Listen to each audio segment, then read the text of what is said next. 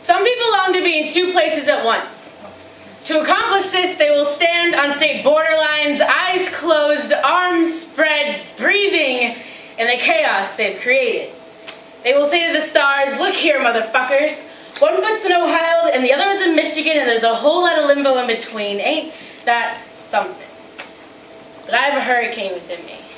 No need to straddle between states and commonwealths, because every day I stand in front of the mirror and contemplate the cacophony brewing beneath my ribcage. See, I am the child of rebellion riots, daughter of bigot speak spat on hand-me-down shoes, descendant of broad shoulders bearing the weight of high heads, hurling heavier voices, and it's always partially cloudy in my heart. See, my childhood smelled like petunias.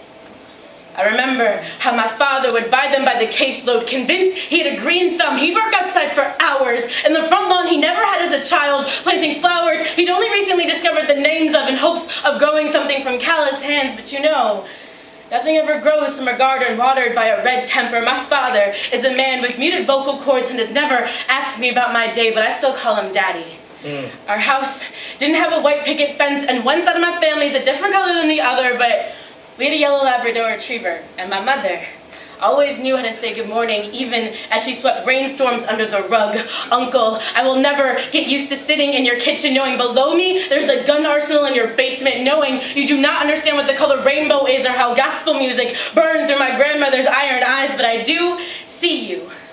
White bread, bearded and kind, I call you family, even though we share no blood, no roots, no name, no traits. You once told me that when I get married, after all the guests had gone and the tables cleared, you'd hand wash all the dishes.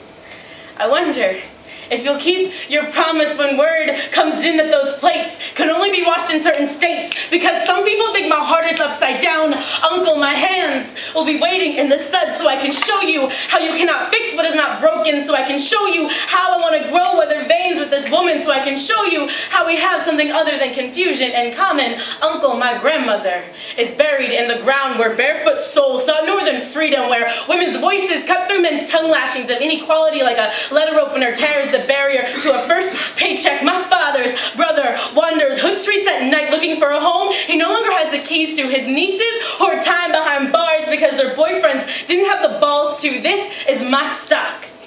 We are thick with the weight of our past, pungent with the smell of pride that seeps from our pores, dripping down to the hands with which we hold our babies. When you ask me where I come from, it feels like my tongue needs a running start and can never cover enough distance. I tell you that if you ask my grandmothers what their favorite shape is, one would say a windmill, the other would say God. My grandmother played the drums, and I like to write poems.